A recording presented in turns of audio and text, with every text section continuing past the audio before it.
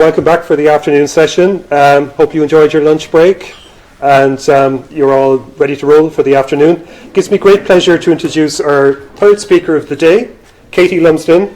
Katy is a senior HR practitioner, currently acting head of HR at the National Library of Ireland. Katy was a nominated founder member of the NLI's Forum on Gender Diversity in 2017 and has been a member of the NLI's Diversity and Inclusion Committee since its inception in 2018, leading on a range of initiatives and working to embed diversity and inclusion in their strategy, practice and mindset.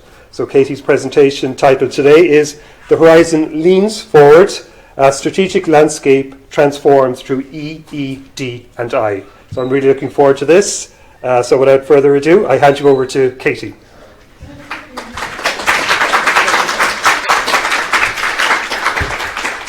Thank you very much, Roland. I'm very conscious this is the dreaded after lunch speaking slot. So, as Roland said, I'm Katy Lumsden. As of Thursday last week, no longer acting head of human resources, but actual head of human resources for the National Library of Ireland. Thank you. So this day last week I was doing an interview. So thank you for giving me something lovely to look forward to for the following Monday. So yeah, I've been in the organisation since the 1990s, and I really want to thank the organising committee for today's event for inviting the National Library to participate.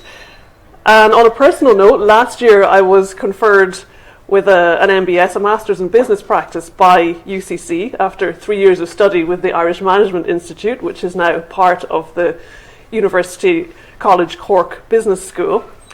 So in a way this is my alma mater, and I owe a huge debt of gratitude to the staff of UCC Library because over the course of my studies not only did UCC Library's catalogue answer many questions, it also raised a lot of new ones and important ones over the course of my study, which I think is always a sign of really, really good cataloguing.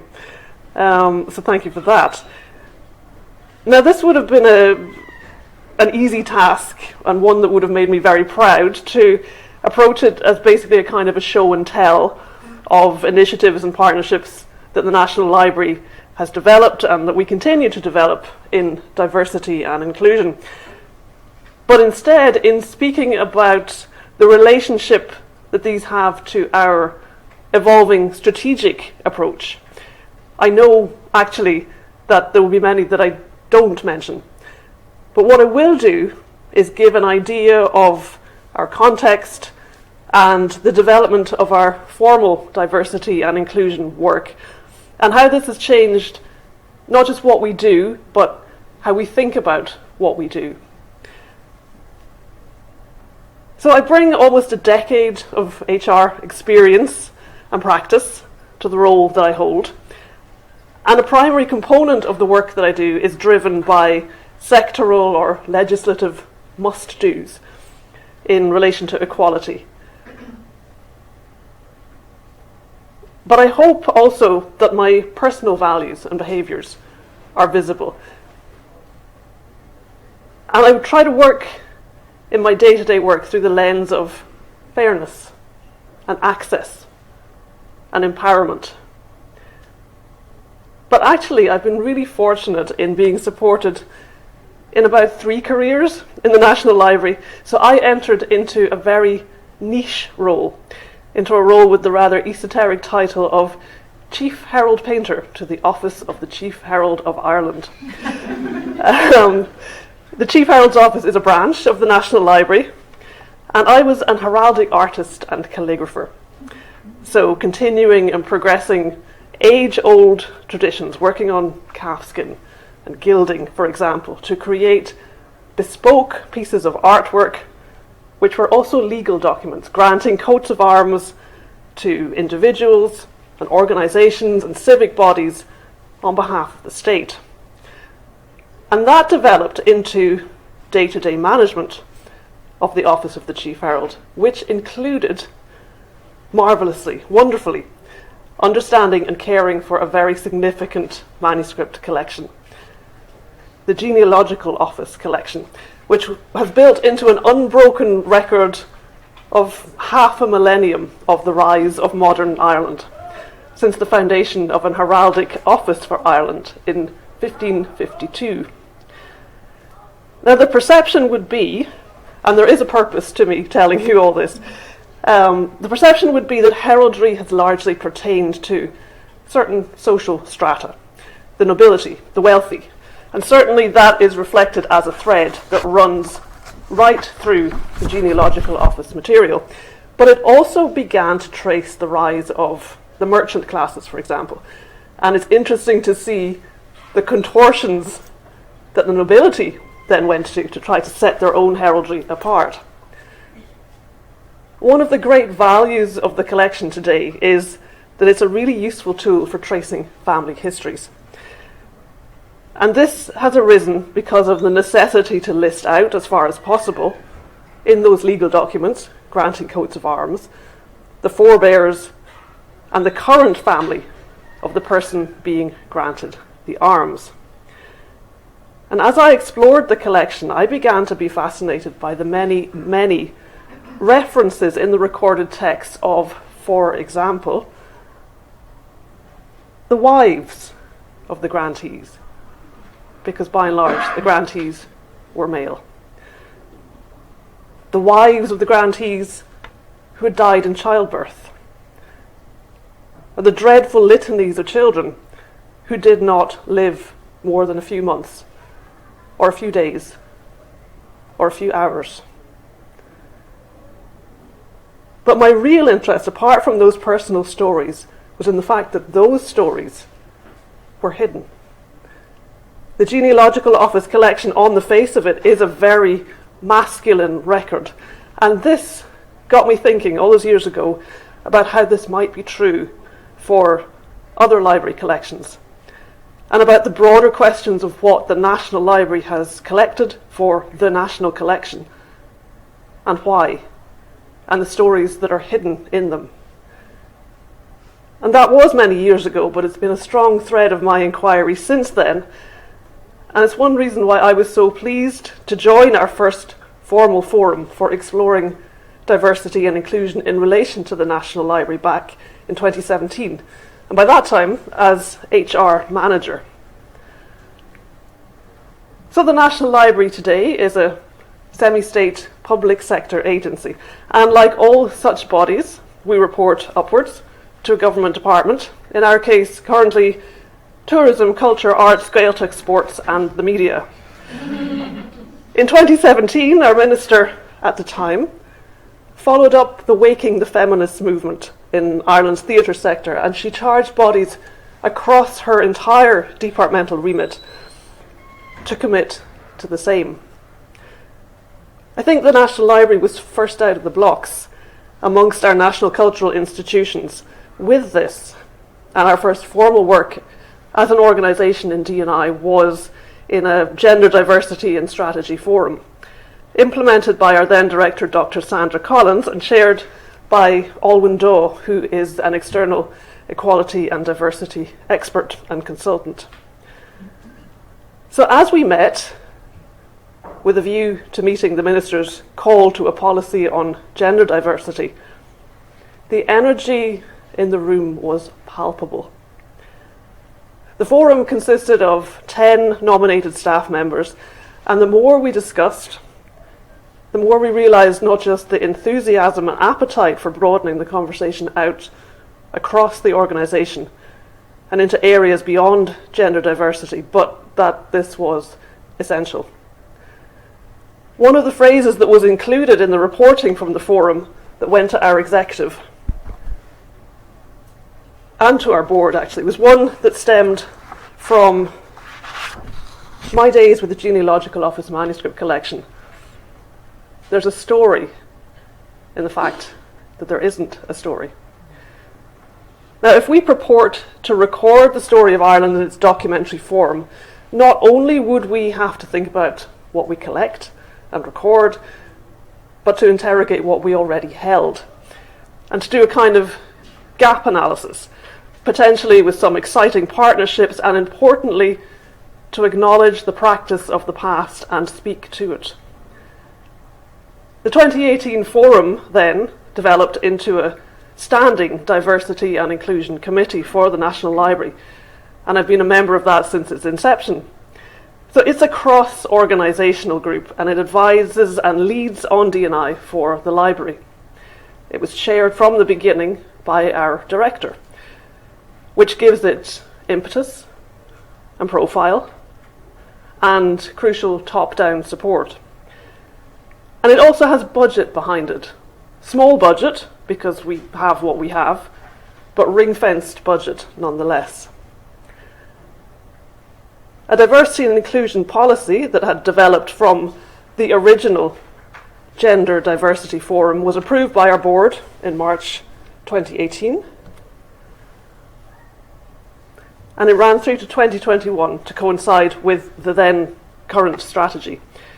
So it was a focused and strategic action plan, and it set out to create a more diverse and inclusive story of Ireland, with new voices collected and shared.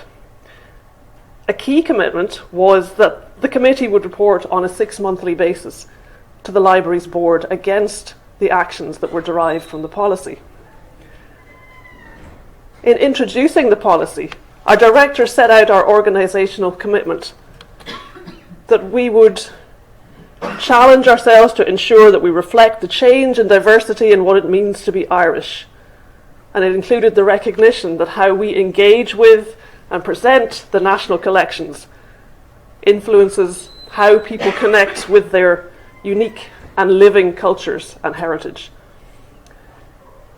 It also recognised that how we collect today will shape the story of Ireland in the future. And this identifies, I think, the power of what's visible in a country's cultural and social storytelling, for good or otherwise. And that word propaganda derives from the process of planting and nurturing seeds. And while today it generally has negative connotations, the idea of the living and iterative nature of what we make visible, what we choose to make visible, is a powerful one. And it comes back again to that phrase, there's a story in the fact that there isn't a story. It's generally acknowledged that libraries in the public sphere are independent, trusted spaces. And the iterative nature of the power of our collecting means that we have a responsibility to be transparently intentional about how and what we collect and what we do with it. So I think it's important also to put the National Library as it is now into the context of its evolution. So the library was established by the Dublin Science and Art Museum Act of 1877, which provided that the bulk of the collections at the time in the possession of the Royal Dublin Society should be vested in what was then the Department of Science and Art for the benefit of the Society and of the public. So considering the RDS collections, they grew from the remit and the intention of the Dublin Society for improving husbandry, manufactures, and other useful arts and sciences. In 1836 then, a select committee of the House of Lords, which was chaired by William Smith O'Brien, recommended that the Library of the Dublin Society ought to be considered as intended not solely for the advantage of a comparatively few individuals, but as a national library. In their own setting then, almost 200 years ago, there was awareness of the value and the importance of making material available as a national collection. Something that I'd like to understand more is how broadly the Select Committee's view of the public might have extended. It might have been less inclusive than we would understand it today. But from that time, the RDS's Library Committee made efforts to improve accessibility by increasing the space and accommodation for the collection and extending opening hours. So those charged with collecting and preserving collections at the Royal Dublin Society were certainly aware of broadening access and scope to underpin their mission. Following the establishment of Saorstát Éireann in 1922, the library became the National Library of a newly independent state. And since 1927, the library has had legal deposit right for all material published in the state. And in 2005 then, the National Library became an autonomous cultural institution under the National Cultural Institutions Act. So the mission of the library is to collect, protect and make accessible the recorded memory of Ireland, with the vision of sharing the story of Ireland with the world through our unique collections. And I think this speaks of not just diversity and inclusion in terms of whose stories are told, or of equality of access to all aspects of this vision, but also of the other E in my subtitle, equity. I think of that saying that if equality is about making the doorway suitable for all, equity is about making sure that the pathways to that door allow the routes in that work for everyone, and these might not all look the same. Our collecting focus then is Ireland, meaning the island of Ireland, and the Irish experience elsewhere. So we collect material that relates to places, personalities, individuals, groups, organisations, events, activities, experiences or themes of significant national or international relevance to Ireland, or the experience of living in Ireland. And to think about that in the context of D&I gets to the heart of our current strategy. We have to be clear for ourselves and for anyone engaging with or looking in at what we do about what we collect and why. To be purposeful about how we preserve it and make it available, and all in the context of that question of whose voices are considered representative and how these choices play a part in and of themselves in shaping the story of Ireland. And the question of consideration there is at the crux of it, because we cannot collect, preserve and make accessible everything, even if we knew what everything was and where to find it. So that's where not only strategy but a collections development policy comes into play. So in our diversity and inclusion policy, we committed to reviewing our collections policy through the lens of diversity and inclusion. And now that strategy is built on foundations of diversity and inclusion, that's not an adjunct. It's part of our way of being. Our first formal collection development policy was introduced in 2009. It asks questions of us as an institution. For whom does the National Library collect? And the specificity in the examples of user groups in this first collections policy, I think, is alive with fresh perspectives on the power of the stories we tell about ourselves. In attempting to show diversity through such specificity, is it already creating pictures of what a National Library user looks like? It made me think of the title of a work by theologian Walter Brueggemann, The Prophetic Imagination. For us in the National Library, our current strategy and the forthcoming collections policy that will be born from it call us to imagine our new present into being and to ask questions. In 2009, we recognised through the policy weaknesses across our collections in areas that included historic and contemporary records of minority, religious and ethnic groups in Ireland, images of working class life and society through specific periods, contemporary photographic records of Ireland, including, for example, images documenting in a fully representative way the ethnic profile of Irish society, and in some specific places in the collections, also noting a strong Dublin focus with limited representation of the rest of the country. In looking back at our final update in 2022 in terms of diversity and inclusion actions, we had, as a snapshot, noted the acquisition of the Catherine Zappone archive. A senior curator was in discussion with Cherish One Family in relation to their record. We had acquired the Father Bernard Lynch collections. A number of traveller family trees were acquired following collaborative project work over many years. And work continued to identify relevant underrepresented groups and individuals and organisations that were not currently collected by the National Library. So the 2009 policy records that the identification and selection of materials for acquisition is assigned to the library's curatorial staff. And this is a critical part of their expert role, of course. But increasingly, as reflected in our work since 2018 in particular, they don't undertake this work in isolation.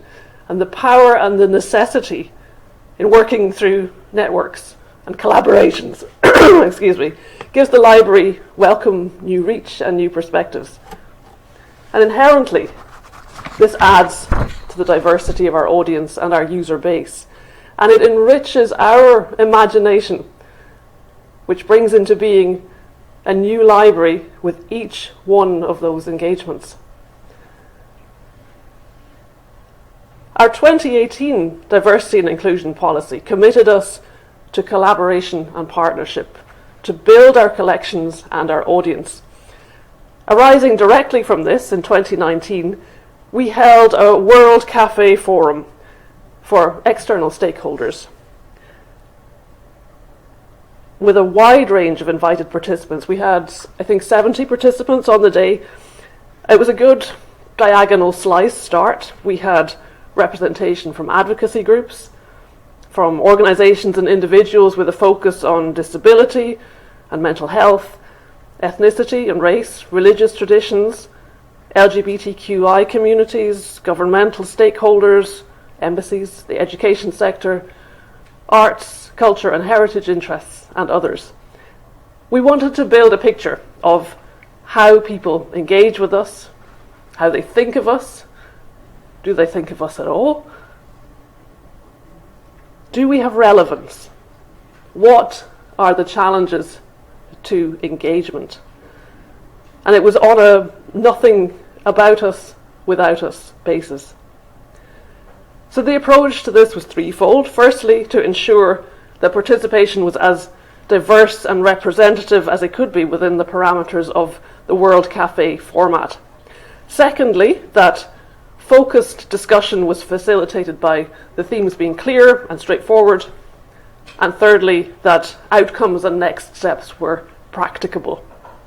So we had 8 themes, and each of them was discussed by every participant, as is the format of a World Cafe. So these were: how can we collect in a more representative way? How could we make the National Library more welcoming and accessible to you as a delegate here, in our programmes, in our exhibitions, and our public engagement?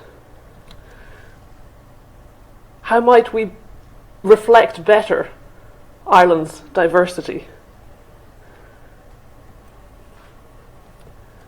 How might we innovate more or better or differently?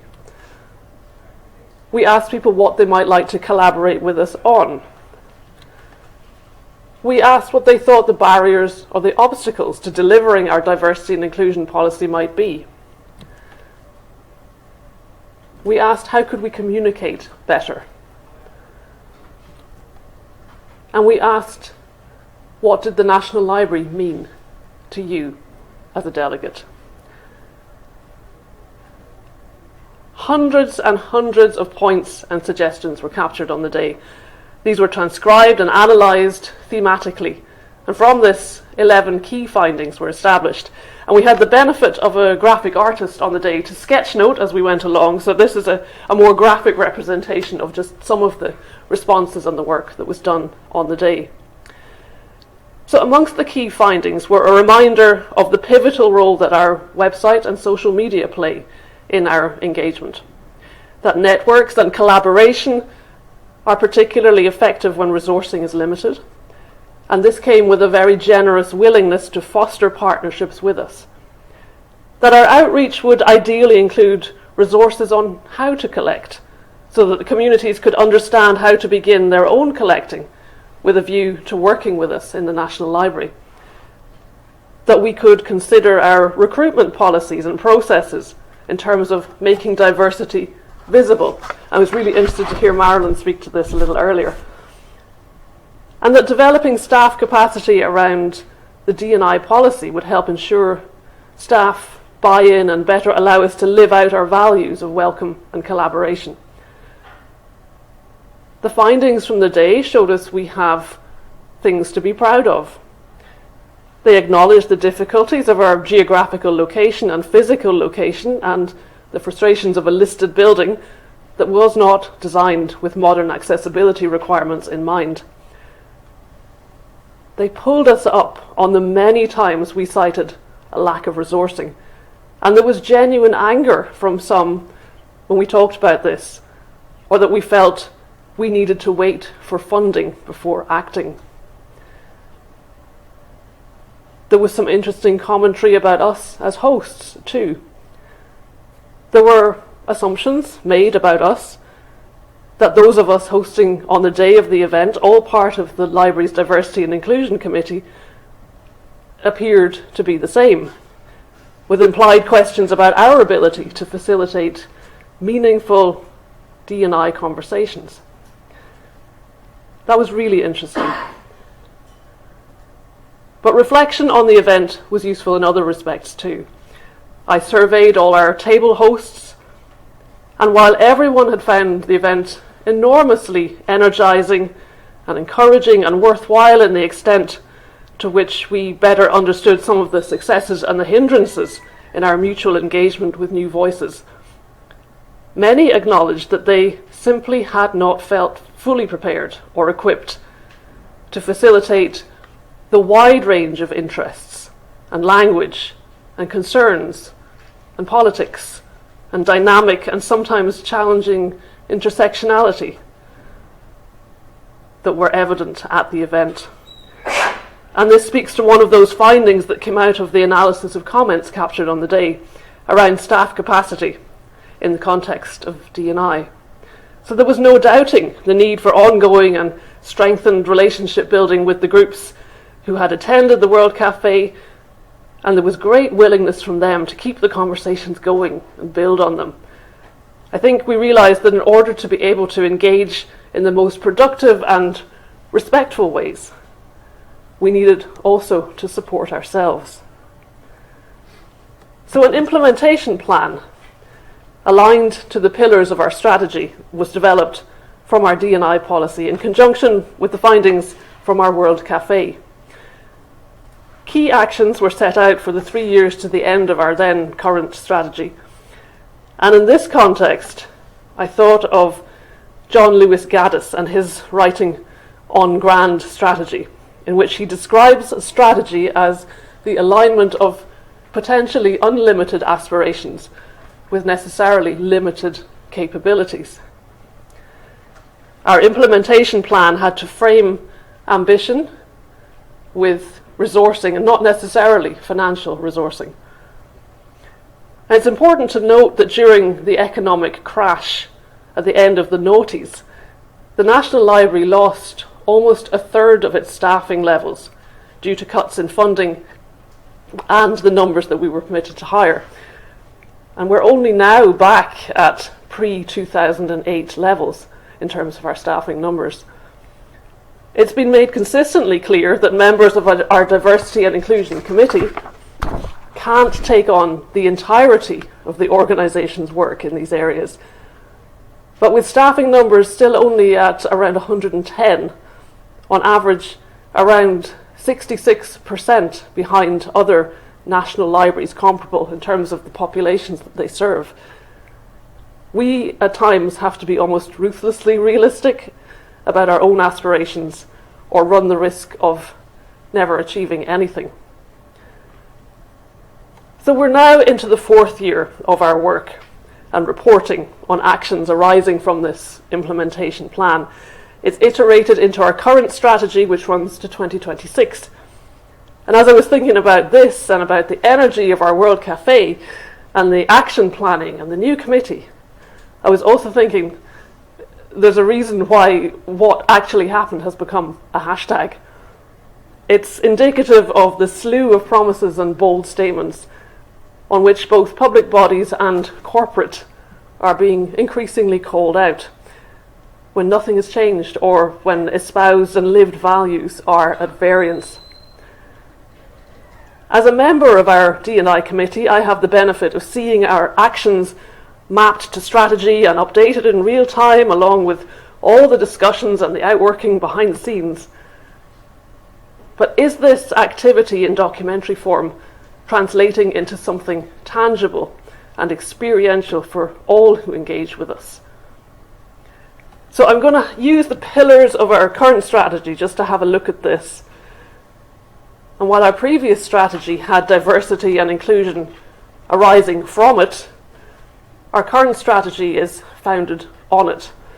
It's woven through the pillars and the mission and the values that they derive from. So under our Protect pillar, we said, during the development of the National Library's main building, we will find ways to improve physical access and visibility.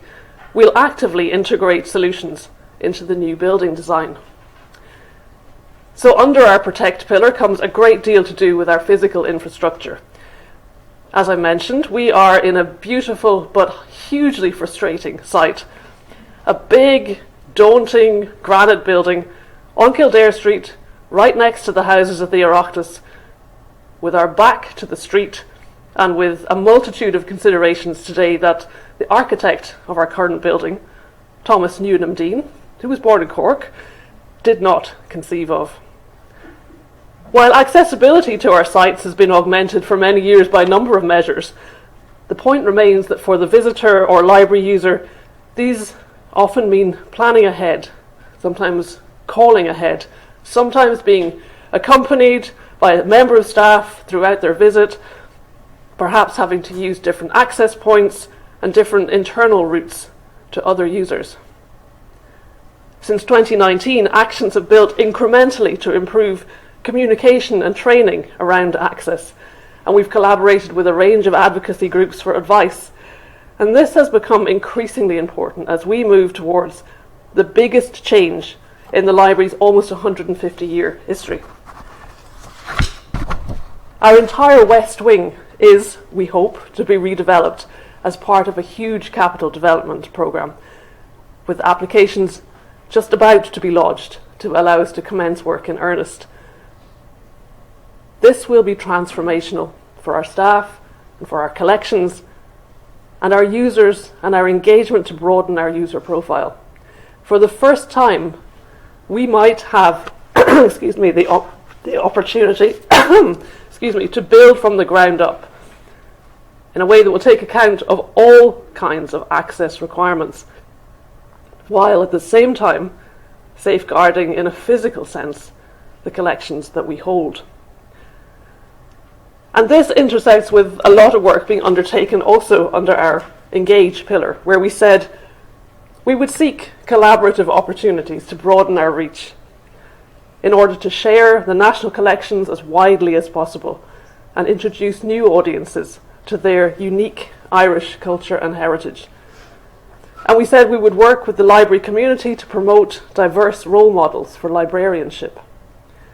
So in addition to taking note of what was fed back to us at the World Cafe about the importance of our website and social media accounts for engagement, and making sure that we developed a checklist to audit our programming against D&I criteria, since 2019, through strong collaboration with external organisations, the National Library has redesigned its corporate identity and applied this through a comprehensive signage schema that's been informed by, among others, the National Adult Literacy Agency and the Dyslexia Association of Ireland. A range of materials is available in a number of languages, including Braille. Live captioning is provided for all our streamed and online events, including hybrid staff meetings and training events, and for remote recruitment interviews. Irish Sign Language is regularly used for tours and some events programming. The Director's Office is led on email formatting with advice from the Dyslexia Association and consulting staff members who are dyslexic. Returning to our online presence, we committed to alt text on every image published, checked against a pre-post or publication checklist. Our new website, coincidentally to be launched this week, which is why I have a question mark over the picture of the new version, will provide a digital gateway with far easier access regardless of context or ability. It's been developed to WCAG version 2.1, including optimization for screen readers for users who are blind or partially sighted, and the user journey will be more intuitive than ever before, making the collection more searchable with more substantive information available when you get where you're going. And the site will be audited again for accessibility as soon as it's gone live. The library's work on exhibitions and learning is another rapidly expanding and changing engagement route for us, enhanced by a collaborative, creative partnership which extends our reach and expertise, actually with a number of organisations. One of these is a long-standing collaboration with Poetry Ireland for the annual Poetry Aloud competition for school children, which took place at the end of last week, and in which we partner actually with UCC. Our Living with Pride exhibition, which ran through 2021, was our first truly hybrid exhibition, featuring the photographs of LGBTI+ activist Christopher Robeson, donated to the National Library by his civil partner Bill Foley and co-curated with him. The exhibition consisted of a traditional physical format but was also available in its entirety online, and it is still via our website. The sudden shutdown of our physical spaces 3 years ago in March 2020 was embraced as an opportunity by our exhibitions and learning teams, even in the midst of the uncertainty and the fear and the sheer infrastructural barriers of our overnight pivot to remote. Quickly, our exhibition offerings, our outreach events, our learning opportunities were attracting audiences from across the globe as never before. Done was truly better than perfect, as we all grappled with Zoom fatigue and unaccustomed daily familiarity with platforms we mightn't have heard of just weeks earlier. So here was an opportunity to really reach out to people anxious for connection and a taste of normality, with a sense that life was not actually standing still. In 2021, visitors from 200 countries engaged with the NLI, largely online, as is noted here in this infographic, which also notes 31 million online interactions. During 2020, our team in the acclaimed Seamus Heaney exhibition began hosting Zoom workshops for schools. These run still, and many schools have reported that they found it enormously beneficial, because even after the pandemic they wouldn't be in a position to bring groups of students to a site in Dublin city centre. The pandemic also prompted Mindful Heaney poetry events, which have continued. So this is just a snapshot of the events conceived and brought to life by our exhibitions and learning teams. We have to be prepared, however, to engage or respond as appropriate when those amongst our constituent communities who do not agree with evolving collecting or engagement make their views known. Our outreach teams had, for example, taking lead from a successful initiative elsewhere, planned a series of drag storytime events. The level of adverse commentary this received, some of which could be described as vitriolic, was unprecedented for us in the National Library. The event was pulled, and it required an additional level of intervention and support for some of our learning and programming staff. So I'm very conscious of time. I was just going to speak a little bit to one of the other communities that we know is equally important, and again it speaks a little bit to what Marilyn mentioned, and that is that with a staff of currently 110, our staff is an equally important constituent community for us in D&I. So our work in D&I, which is coordinated through our committee, includes things that we can drive under our own imperatives for staff as much as for our external communities. There are legislative factors that inform this.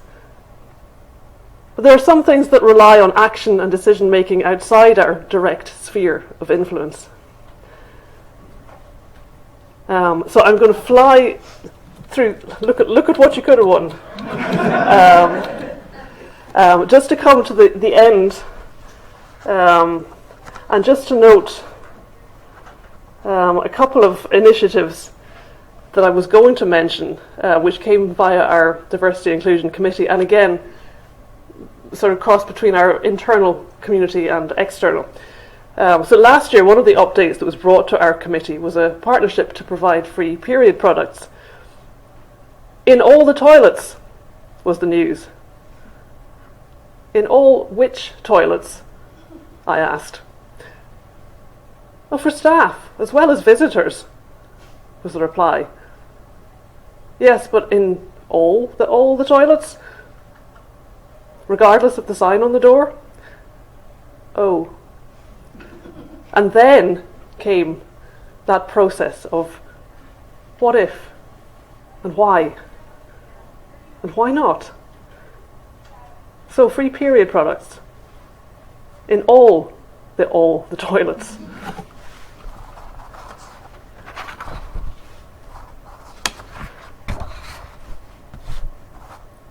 So in concluding, I want to come back to where I started and pick up on the theme of Maya Angelou's poem, On the Pulse of Morning. There were lines in that when I read them spoke to the point of our excitement about making the National Library a place where no one should have to make an announcement about themselves, unless they want to, in which case we're a place where that will be equally respected and valued. She speaks about our right, each of us, to be our whole selves, however much of that we choose to share. Lift up your eyes upon this day breaking for you, she writes. Take it into the palms of your hands, mold it into the shape of your most private need. Sculpt it into the image of your most public self. So as a public body, we in the National Library have duties to uphold, statutes to enact, strategy to fulfill. But I think our enrichment, which allows a powerful dialogue that echoes out and reflects back, comes through our realization that the work of diversity and inclusion, and of the consistency and fairness of equality, and the vision and partnerships to create pathways of equity isn't an add-on to what we do. It is what we do. It is how we do. A reflexive practice. We're not charged with searching out some new landscape and learning how to make our mark on it. We don't have to find it. We have to find ourselves already in it. And that is the beauty of Angelou's metaphor that I've used today as my title. It holds that wonderful oxymoron of an invitational imperative. The horizon leans forward, offering you space to place new steps of change. The horizon leans forward, generously drawing our responses. The invitation is to accept being gathered into this new place, into the grace of it. The imperative is that, of course, we're already here. So thank you. Please keep in touch. This is where you can find me.